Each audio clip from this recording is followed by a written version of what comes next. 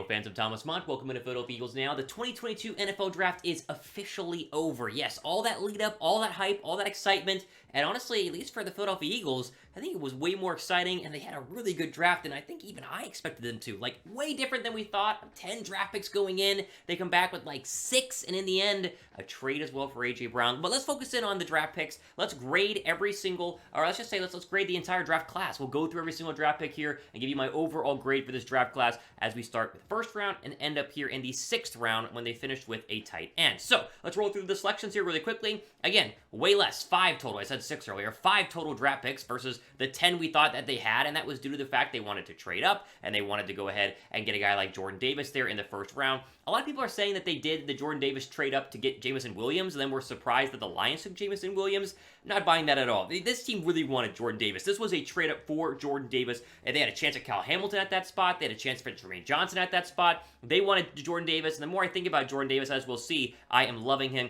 Cam Jurgens was the question mark to me of this draft, along with maybe some lack of positions being taken, like cornerback. But the more I talk about Jurgens, the more I think about Jurgens, I think he's going to be a really solid player for many, many years to come. Of course, everyone loves Nakobe Dean, maybe the steal of the draft in the 3rd round. No injury issues, right? I was doing a video yesterday talking about the pick. There was injury question marks. Does he have a torn pec? Does he need surgery? No, they say it's not going to be a problem. So happy to see Dean hopefully be healthy.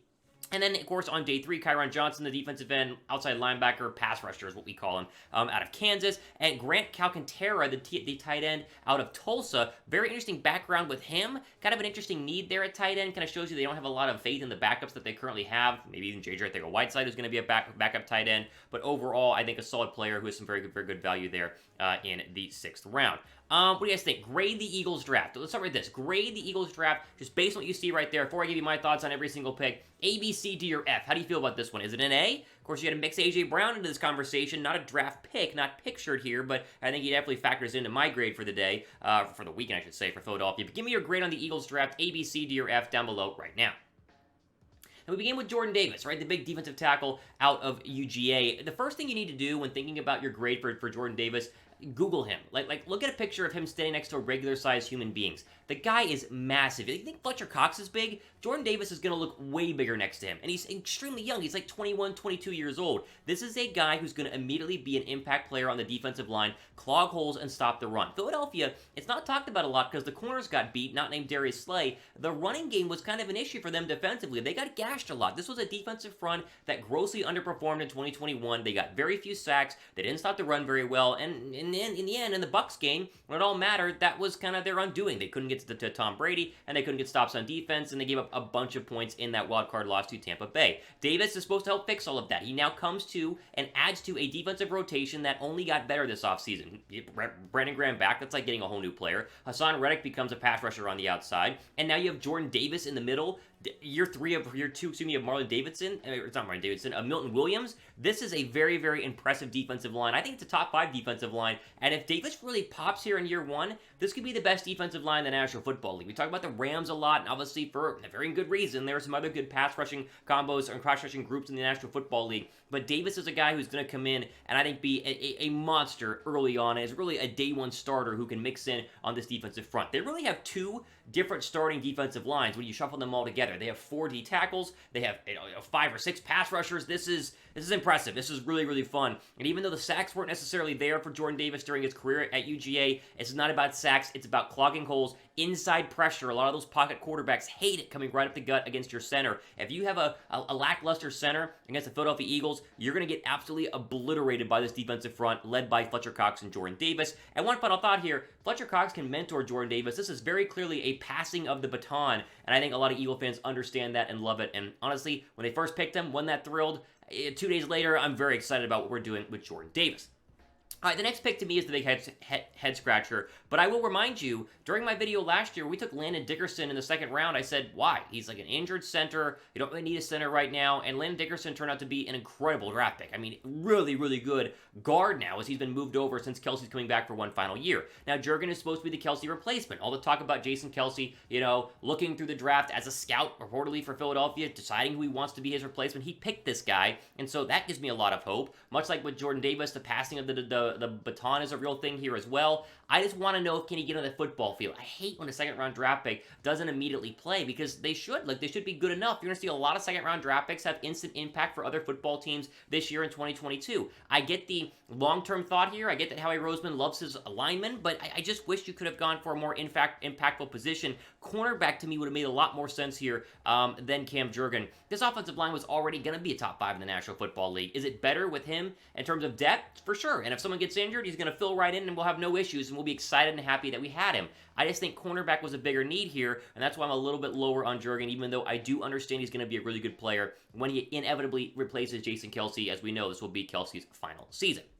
All right, the next player is most likely the steal of the draft for Philadelphia. I haven't been this excited for a third-round draft pick in a very, very long time. It's Nakobe Dean, the linebacker from UGA. I don't know what's going on with the injury stuff. I don't see how he falls to the third round without some sort of legit reason there. And there was, at first I was like, oh, well, he does have an injury. He's going to redshirt his freshman year. And so this is obviously, or his rookie season, this is obviously why he fell this far. That's fine. I'll wait for him to be healthy. But all the media press conferences that himself and Howie Roseman have done since then have said, no, he's playing at the rookie minicamps next week. He's going to play at training camp. He's not having surgery. If that's the case and he's 100% healthy, I mean, this guy's incredible.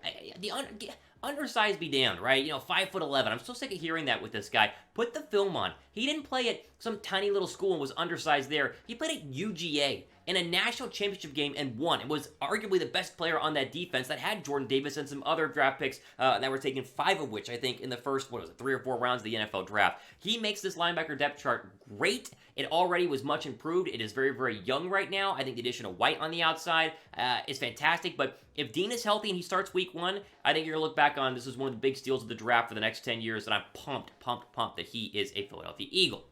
Who's your favorite Eagles draft pick? You guys have one? Let me know what you guys think down below in the comment section. Who is your favorite Eagles draft pick? Mine is Nakobe Dean, but honestly, I like the majority of these draft picks. I really like Jordan Davis. A.J. Brown counts to me as a draft pick, not pictured in this video today, but I'm really excited about that as well. But in terms of draft picks, mine is Nakobe Dean. Make sure you guys are subscribed to the channel. Plenty more great content coming up next couple of days and weeks. I'm going on vacation next week, going to Europe. So not a lot of videos from me over the next couple of days, but all the Chat Sports guys I'm going to be filling in and doing a lot of great stuff, so plenty more content. I'm not going anywhere. I'm obviously still going to be coming back from my vacation, but just know if you don't see me for a couple days, I'm going to be out and about across the pond, as they say. But subscribe for more content. I'll be back shortly with plenty of Eagle stuff. I'm not going anywhere, and this channel is just going to continue to grow.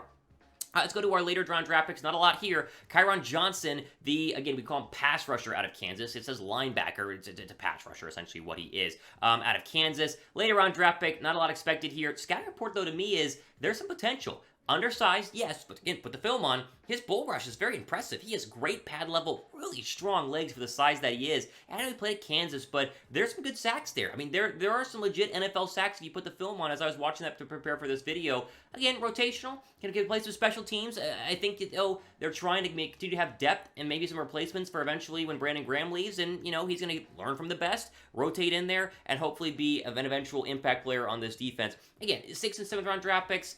No idea what you're getting out of these guys. It's just like position of need. Okay, pass rusher. Can you make him grow? Does he have some potential? Yes, fine with me. I'm all good for it. I like the pick of Johnson. Again, thought we'd go corner here, but they want to continue to bolster the defensive line. They've done so this offseason. Do the Eagles have a top 5 defensive line in the NFL? What do you guys think? Do they have a top 5 defensive line? I think they do. I think they have a top 5 defensive line and a top 5 offensive line, which is going to bode well for both sides of the football here. If you agree with me, type Y down below for yes. If you don't, you're a hater. Well, not really, but still, you type N down below for no. All right, final pick in the draft, or next pick, I should say, as we move on here. Grant Calcaterra is how you say his last name, the tight end out of SMU, formerly from Oklahoma. What they didn't tell you in the draft coverage is that he played with Jalen Hurts in 2019. So maybe some impact there in terms of this guy. He's a tight end who basically quit football because he had so many concussions and was about to go get a medical degree. And then apparently he got cleared, came back, and thank goodness that he did, because he got drafted here by the Philadelphia Eagles in round 6. Had he not had all the injury issues, I think he would have been much higher. Great pass-catching tight end. I think he's very much in play to be the number 2 tight end on this roster. The Eagles' tight end depth chart, you have Tyrese Jackson, who is trying to, be healthy from a back injury this past season. J.J. Arcega-Whiteside trying to revitalize his career at tight end. Calcaterra, I think, is somebody who will make the team. maybe as a practice squad guy, maybe as, an actual depth guy, but I think he can learn from Dallas Goedert and be a depth player. He's a pass-catching tight end, and I think he made some sense here for Philadelphia. Good value with this pick, and that's obviously what you're hoping for in the later rounds, especially the 6th round. You're not looking for a superstar. You're looking for somebody who can play at the next level, and you can mold into what you want it to be, and Calcaterra, I think, makes a lot of sense coming out of Tulsa. What do you guys think? Did the Eagles win this draft? Like, is this a win for Philadelphia in terms of the draft? I think it is. I'd say wide down below for yes. I think this is 100% a win for the Philadelphia Eagles. They had a really good draft, a great draft weekend overall. Some other teams in the NFC did well at the same time, but I think Philadelphia is gearing up to be in a very good spot going into 2022. My overall grade, though, for this, as we come to the end, it's a B+. Now, it's not a B+ because I hate the players that they got. It's a B+ because I don't like the players they didn't get, or I wish we had the players that they didn't get. Corner. DB. Literally, secondary is the question here. Where's the safety? Where's the cornerback? Now, if they sign the Honey Badger tomorrow, then obviously it'll make a lot of sense because they were going to sign the Honey Badger all along, and that sounds fine. That's good. That's good by me. Who's your other corner opposite of Darius Slay? Not much left on the market. You're going to go sign somebody? There's not a lot of names out there. Is it Zach McPherson? If it is, he better actually be ready to rock because no one's throwing on Darius Slay's side if Zach McPherson struggles at all during the 2022 season. Again, I love this draft class. I love the trade for A.J. Brown. Howie did a great job. You just wonder, your biggest need going into this draft was most likely cornerback, and they didn't even touch it. Not even a late round guy. So do you trust your internal players? Hopefully you do because you're going to need some good corners out there. I love Darius Slay, obviously, and I hope Zach McPherson's going to be good, but after that, it's a little bleak, and so I wonder what the plan is at cornerback. But again, this is filmed after the draft, just right after, and so I'm sure they can make some free agent signings and undrafted free agents. They can sign somebody on the market. Who knows? But that's why it's not an A. Very close, though. I give it a B, like an 89 overall. All right, ultimate day on our Eagles final grade draft video here. It's been fun. Man, I love the NFL draft. I can't wait to talk more about this group and look ahead to the 2022 season. For Philadelphia Eagles now, I'm Thomas Mott signing off. Enjoy the rest of your day.